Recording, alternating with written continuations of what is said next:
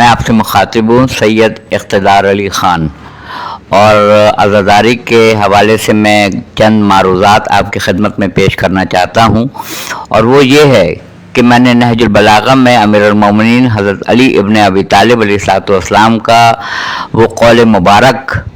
میں نے پڑھا کہ وہ دین، وہ مذہب، وہ اسلام بیکار ہے جو اعضاء و جوارح یعنی آپ کی آنکھوں سے، آپ کی زبان سے اور آپ کے اعضاء سے ظاہر نہ ہو رہا ہو، وہ بیکار ہے۔ یعنی کربلا کا واقعہ صرف اس لیے نہیں ہوا تھا کہ ظالم و مظلوم، حق اور باطل کا مارکا ہو، بلکہ اس لیے ہوا تھا کہ میں تم میں آیا ہوں امر بالمعروف و نہی عن المنکر کے لیے، اور معروف کہتے ہیں اندر سے تبدیلی کا واقع ہونا۔ انسان جب اندر سے تبدیل ہوتا ہے تو اسے معروف کہا جاتا ہے۔ اس وقت معروف کی تبدیلی کا جو محور اور مرکز جو ذات تھی وہ ذات سید الشہداء قاتل الابرار فرزند رسول فرزند علی و فاطمہ حسین ابن علی علیہ السلام کی ذات تھی، اور انہوں نے لوگوں کے سامنے، فوج اشقیاء کے سامنے فصیح و بلیغ خطبہ بھی دیا کہ تمہیں اس وقت قرآن کی کوئی آیت، رسول خدا کی کوئی حدیث اور ائمہ معصومین کا کوئی قول کارگر نہیں ہوگا، اس لیے کہ میں جانتا ہوں کہ تمہارے شکم میں لقمہ حرام موجود ہے۔ لقمہ حرام کی وجہ سے کوئی نصیحت، کوئی قرآن کی آیت، کوئی قول تمہیں کارگر نہیں ہوگا، مگر میں حجت تمام کر رہا ہوں، میں امر بالمعروف و نہی عن المنکر کے لیے آیا ہوں یہاں پر۔ اور یہی وجہ ہے کہ ہمیں یہ ملتا ہے کہ خیام حسینی سے اس طرف کوئی نہیں گیا، مگر وہاں سے جناب حر علیہ السلام، ان کا بیٹا، ان کا فرزند اور ان کا غلام وہاں سے آیا، اور اس حالت میں آیا کہ جناب حر نے اپنے ہاتھوں کو رومال سے بندھوایا، اور جب جانے لگے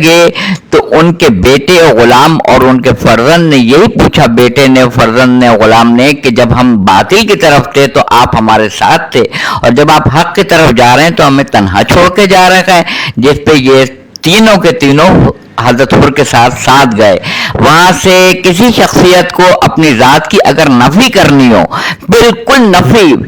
کہ وہ ذات بالکل زمین بوس ہو جائے، تو وہ اپنے آپ کو قدموں پہ گرا دیتا ہے۔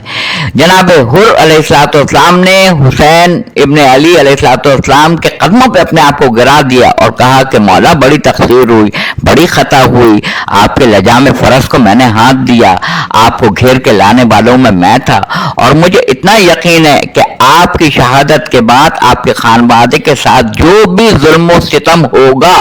ان سب کا ذمہ دار میں حر ہوں۔ فرزند رسول، آپ سخی ابن سخی کے فرزند ہیں، آپ قسم النار والجنہ اور رسول خدا کے فرزند ہیں،